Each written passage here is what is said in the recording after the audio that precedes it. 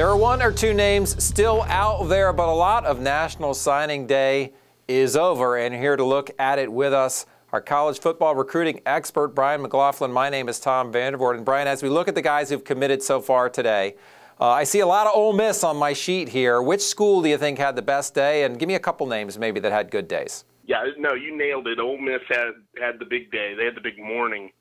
It was in about a 2-hour span. They ended up landing 4 of our top 125 that were out there. So haven't quite seen anything like that from a school such as Ole Miss. You might see that with the USC or an Alabama. Can you pinpoint why they were so successful? And is that the kind of thing that can reverberate into the future for a program like Ole Miss? The reason I think it happened is because you've got defensive end Robert Kimdichie picking them.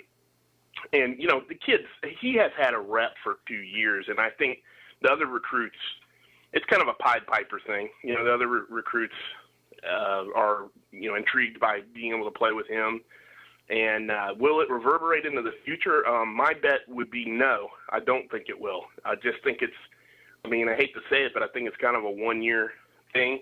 And I think that's a very tough division within the SEC. And even with this great finish by Ole Miss, think about who they go against every year. I mean, you know, Alabama, LSU, and they throw Texas A&M into it this past year.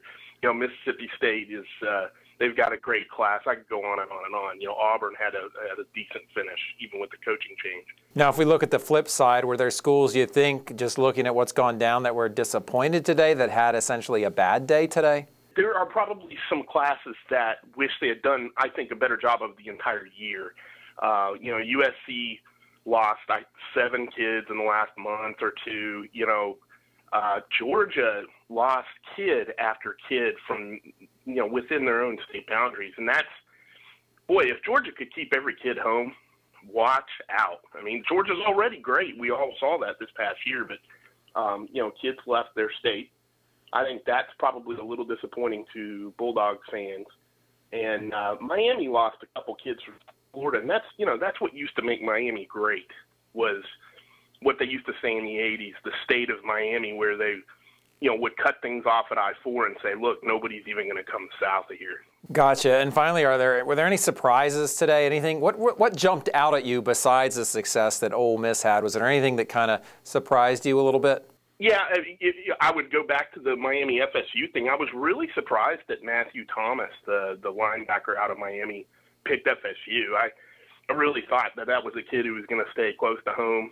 And, you know, Miami tends to get those kids, and they've got an aura in that city, not surprisingly. And for him to leave was kind of big. And even when he made the announcement, you could hear boos, which that's pretty rare at a high school gym where pretty much everybody's your friend. But aside from that, there haven't really been too many surprises, to be honest with you. And were there any flips or anything of that nature? Yeah, there were a couple of those. Elijah Daniel was actually a kid who picked Ole Miss. This is one of our top 125 kids. He had picked Ole Miss in the last couple of weeks, and he flipped to Auburn.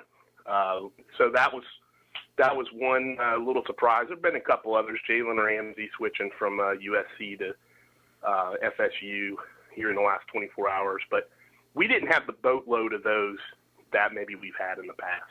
Gotcha. Listen, man, it's been great talking to you these last couple of days. We'll see what happens when we get these kids on the field, and appreciate your time. Okay, thanks, Tom.